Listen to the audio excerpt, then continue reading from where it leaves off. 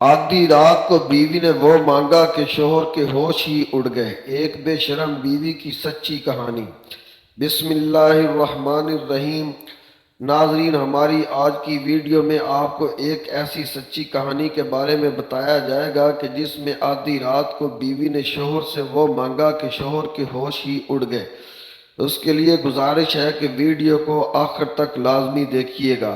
ناظرین، یہ کہانی ہے ارشد نامی ایک شخص کی جس کا تعلق ایک متوسط گھرانے سے تھا۔ وہ ایک فیکٹری میں معمولی عہدے پر فائز تھا، مگر گھر کے اخراجات احسن طریقے سے چلا رہا تھا۔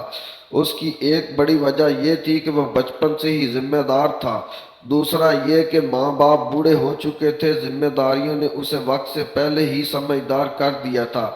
اس کی دو بہنوں کی شادی ہو چکی تھی، جبکہ اس سے چھوٹا ایک بھائی اور بہن اور بھی تھے۔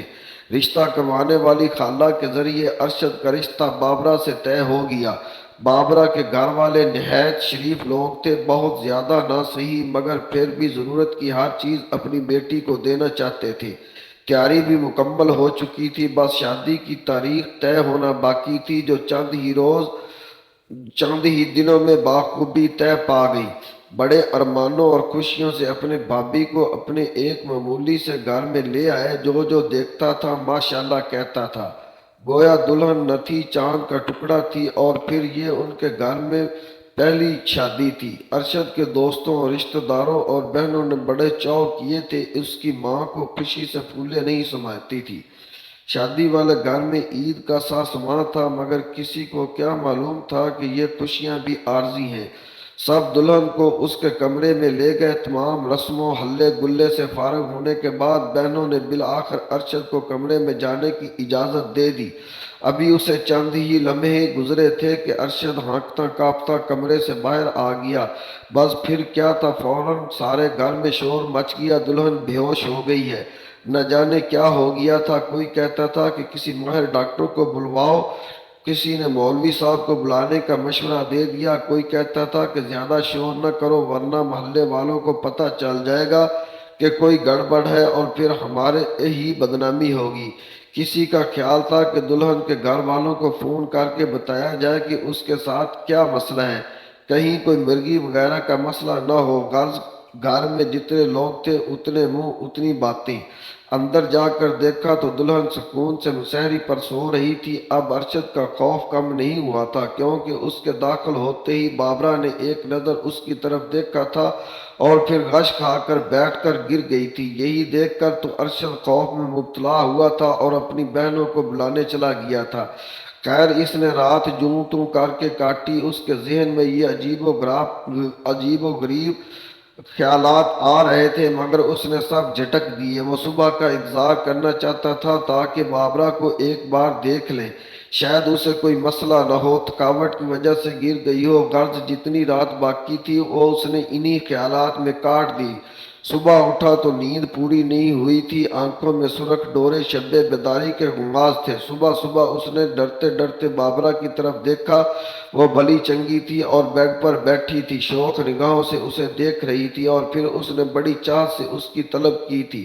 اس نے اس کی بات پر حیرانگی کا اظہار تو ضرور کیا تھا، مگر پھر بھی اس کی خواہش فوری طور پر پوری کر دی گئی۔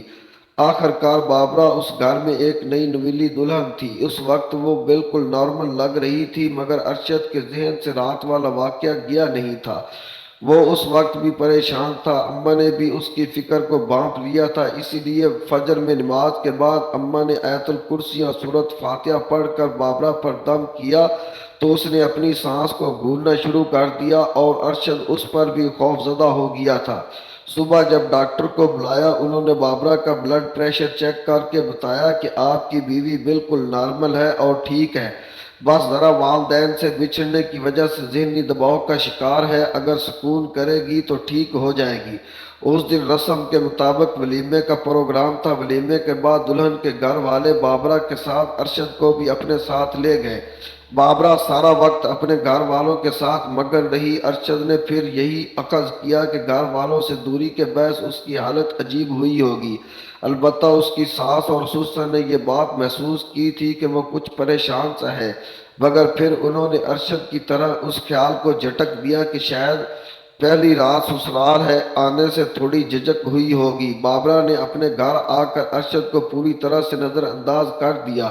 وہ اپنے کزنوں کے ساتھ کافی خوش نظر آ رہی تھی، یہاں تک کہ وہ رات میں اپنی بہنوں سے باتیں کرتی ان کے ساتھ ہی سو گئی۔ بابرہ کا بے پرواہ سا رویہ ارشد کو اچھا نہیں لگ رہا تھا، مگر اس نے برداشت کر لیا۔ اگلے روز ارشد بابرہ کے ساتھ گھر آ گیا۔ رات کا وقت ہوا تو ارشد کھانے کے بعد کمرے میں آیا، مگر وہاں جو کچھ اس نے دیکھا اسے اس کی امید نہیں تھی۔ بابرہ سجاوٹ کے لیے لگے پھولوں کی لڑیوں کو توڑ رہی تھی اور غصے سے لال پیلی ہو رہی تھی۔ کبھی تو وہ اپنے ہاتھوں کو دیوار کے ساتھ مارتی تھی تو کبھی شیشے کے آگے کھڑے ہو کے بے ڈھنگ انداز میں لپسٹک منہ پر ملتی۔ ارشد تو دروازے پہ کھڑا یہ منظر دیکھ کر ہی گھبرا گیا۔ اس نے بابرہ کو آواز دی تو وہ اس کی جانب بھی غصے سے بڑھی اور بولی، کون ہو تم؟ یہاں کیوں لائے ہو مجھے؟ یہ پھول کہاں سے آئے؟ قبرستان ہے کیا؟ یہ پھول کہاں سے آئے ہیں؟ بابرہ، ہوش کرو، میں شوہر ہوں تمہارا۔ کیسا شوہر؟ میں کسی کو نہیں جانتی۔ چلے جاؤ یہاں سے، چلے جاؤ یہاں سے، ورنہ میں تمہیں آگ سے جلا کر بھسم کر دوں گی۔ ارشد کا تو دل کم اور غصے سے بند ہونے لگا۔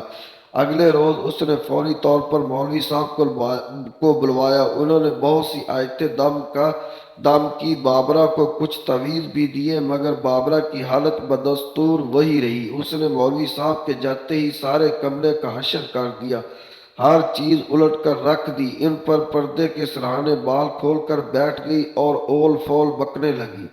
ارشد تو اب صحیح معنوں میں اپنا سر پکڑ کر بیٹھ گیا۔ اس کی زندگی میں آنے والے مسائل نے اس کے حواس معطل کر دیے تھے۔ خدا خدا کر کے تو بیچارے کی شادی ہوئی تھی اور اب یہ مسئلہ۔ اس کا دوست ماجد اس سے ملنے آیا۔ ارشد نے اپنا مسئلہ اس کے سامنے بیان کر دیا۔ اس کے دوست نے ایک بنگالی عامل سے عمل کروانے کا مشورہ دیا تو ارشد ان سب باتوں پر یقین نہیں رکھتا تھا، مگر بابرہ کارا جا رہا تھا تو اس نے عامل بابا کو بلانے کی حامی بھر لی۔ عامل بابا نے آ کر ہر چیز کا تفصیلی معائنہ کیا اور پھر عمل کرنا شروع کر دیا۔ بابا کو دیکھ کر بابرہ چیخ و پکار کرنے لگی۔ ارشد کو سمجھ میں نہیں آ رہا تھا کہ اسے کیسے قابو کرے۔ بابا نے ایسا کرنے سے منع بھی کر دیا تھا اور اسے عمل کے لیے درکار چند چیزیں لانے کے لیے بھیج دیا۔ عامل بابا رات گئے تک اپنے عمل میں مصروف رہا۔ اسی دوران بابرہ اختلاف توقع بالکل خاموش سی بیٹھی رہی، اس نے کوئی رد عمل نہیں دکھایا۔ عامل اگلے روز شام میں آنے کا کہہ کر چلا گیا۔ ارشد اگلے دن اپنے دوست کے ہمراہ بابا کو لینے پہنچا اور ان سے اس صورتحال کے بارے میں دریافت کیا۔ اس پر انہوں نے بتایا کہ تمہاری دلہن پر ایک خطرناک جن عاشق ہے اور اگر آپ اسے آزاد کروانا چاہتے ہیں تو آپ کو معاوضہ ادا کرنا ہوگا۔ 3 دن کا عمل ہوگا، اس کے بعد تمہاری دلہن ٹھیک ہو جائے گی۔ عامل کی بات سن کر اب تو ارشد پریشان ہو گیا۔ وہ ایک معمولی ملازم تھا، اس کے لیے اتنی بھاری معاوضہ ادا کرنا بے حد مشکل تھا، مگر اپنے دوست کی مدد سے اس نے عامل بابا کو پیسے دیے اور عمل شروع کرنے کا کہہ دیا۔ شام کو مقررہ وقت پر عامل عمل کرنے کے لیے آ گیا۔ بابرہ عامل کے سامنے پہلے کی طرح خاموشی سے بیٹھی رہی۔ عامل آدھی رات تک عمل کرنے کے بعد وہاں سے چلا گیا۔ ان کے جاتے ہی بابرہ نے عجیب و انداز میں بڑبڑانا شروع کر دیا، تو اپنے ان ہتھکنڈوں سے باز آ جاؤ ارشد، ورنہ بہت پچھتاؤ گے۔ تمہارے ہاتھ کچھ بھی نہیں آئے گا۔ یہ عمل میرا کیا بگاڑے گا؟ اسے منع کر دو، یہ آئندہ یہاں نہ آئے، ورنہ میں اسے جان سے مار دوں گی۔ مگر ارشد نے ان باتوں کا کوئی اثر نہ دیا۔ اسے پوری امید تھی کہ عامل بابا بہت جلد جن کو قابو کر لیں گے، پھر بابرہ ٹھیک ہو جائے گی۔ اگلے روز بھی بابا آئے اور عمل کر کے اپنے مقررہ وقت پر جانے لگے۔ اسی طرح سے اپنی بیوی کے تھوڑے سے بال کاٹ لو، پھر انہیں قبرستان کی سب سے پرانی قبر میں دبا دو تو تمہاری بیوی قبرستان کے جن کے قبضے سے نکل آئے گی۔ اگر تم نے ایسا نہیں کیا تو میرا عمل کارگر نہیں ہوگا۔ جاتے جاتے انہوں نے ارشد کو ہدایت کی تھی۔ ایسا خوفناک عمل سن کر ارشد کے تو سانس اٹک گئی، مگر عامل نے اس کی ہمت باندھ دی۔ تم بالکل مت گھبراؤ، کوئی مشکل نہیں ہے، میرے چیلے تمہاری مدد کریں گے۔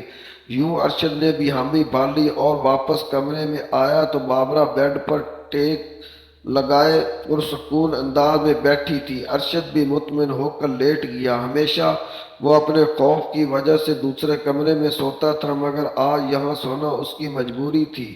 کچھ کھاؤ گی؟ اس نے عام سے انداز میں بابرہ سے پوچھا۔ ہاں، میرے لیے کچا گوشت لے کر آؤ، وہ بھوری بھی۔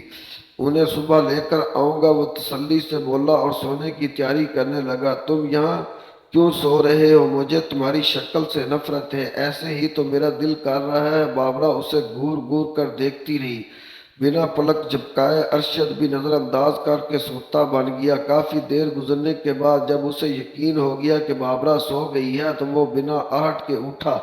بابرہ سرہانے سے سر ٹکائے سو رہی تھی۔ ارشد نے تکیے کے نیچے سے کینچی نکالی اور بابرہ کی جانب بڑھا ہی تھا کہ بابرہ نے اپنی لال آنکھیں ایک پل میں کھول دیں اور اس کے ہاتھ سے کینچی لے لی۔ ارشد کی تو جان نکل گئی۔ بابرہ نے بابرانی پلک جھپکنے میں وہی کینچی ارشد کے گلا پر رکھ دی۔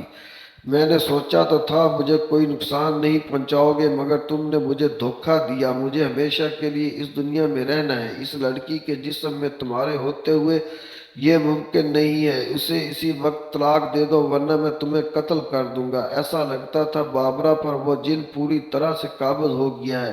یہ سن کر ارشد کے پاؤں سے تلے سے زمین نکل گئی۔ اس کے تو وہم و گمان میں بھی نہیں تھا کہ یہ سب ہو جائے گا۔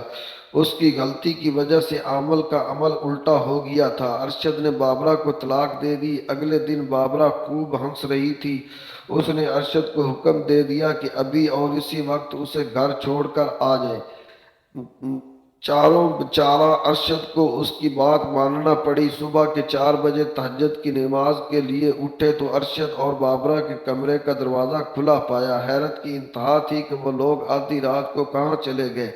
کمرے سے نکل کر ارشد نے بائک نکالی اور بابرہ کو چھوڑنے اس کے گھر چلا گیا۔ سسرال پہنچ کر اس نے بابرہ کو اتارا۔ بابرہ کے جانے کا ارشد کو کوئی افسوس نہیں ہو رہا تھا۔ اسے لگتا تھا کہ اس کے سر سے کوئی بوجھ ہلکا ہو گیا۔ وہ خود ہلکا پھلکا محسوس کر رہا تھا۔ شکریہ ارشد، آپ نے مجھے آزاد کر دیا۔ اس وقت بابرہ کی آواز عجیب سی نہیں تھی۔ میرا خیال تھا مجھے تو بہت محنت کرنی پڑے گی، لیکن آپ تو بہت اچھے اور شریف آدمی تھے، اسی لیے مجھے اپنے کھیل کو سچ ثابت کرنے کے لیے زیادہ محنت نہیں کرنا پڑی۔ مگر میرے پاس آپ کو دینے کے لیے 2 مشورے ہیں۔ ایک تو یہ کہ کسی اچھی سی لڑکی کے ساتھ شادی کر لیجئے گا۔ دوسرا یہ کہ کبھی بھی کسی حامل بابا کو لا کر اس پر یقین مت کیجئے گا۔ میں نے تو اسے تھوڑے زیادہ پیسے دے کر اپنے کھیل میں شامل کر لیا تھا۔ میں کسی اور کو پسند کرتی ہوں، مگر میرے گھر والوں نے زبردستی آپ کے ساتھ شادی کر دی تھی۔ معاف کر دینا، اسی لیے یہ ڈرامہ کرنا پڑا۔ آپ کے لیے میری دعا ہے کہ آپ ہمیشہ خوش رہیں۔ خدا حافظ۔ بابرہ کی بات پر وہ منہ کھولے اسے دیکھتا رہ گیا اور بابرہ اپنا لہنگا سنبھالتے اپنے میکے چلی گئی، جہاں رو رو کر اس نے سبھی کو یہی بتانا تھا کہ ارشد نے اسے طلاق دے دی ہے۔ یہ تھی ناظرین ہماری آج کی ویڈیو کہ جس میں آپ کو ایک بہت ہی زبردست کہانی سنائی گئی ہے کہ جس میں آدھی رات کو بیوی نے وہ مانگا کہ شوہر کے ہوش ہی اڑ گئے۔ امید کرتا ہوں میری یہ ویڈیو آپ کو بہت پسند آئی ہوگی۔ ویڈیو اگر پسند آئی ہو تو ویڈیو کو لائک اور شیئر کر دیجئے گا اور میرے چینل کو ضرور سبسکرائب کر لیجئے گا۔ اگر زندگی نے موقع دیا تو ملتے ہیں ایک نئی ویڈیو کے ساتھ۔ تب تک کے لیے اپنا خیال رکھیے گا، دعاؤں میں یاد رکھیے گا۔ اگلی ویڈیو تک اللہ تعالی ہم سب کا حامی و ناصر ہو۔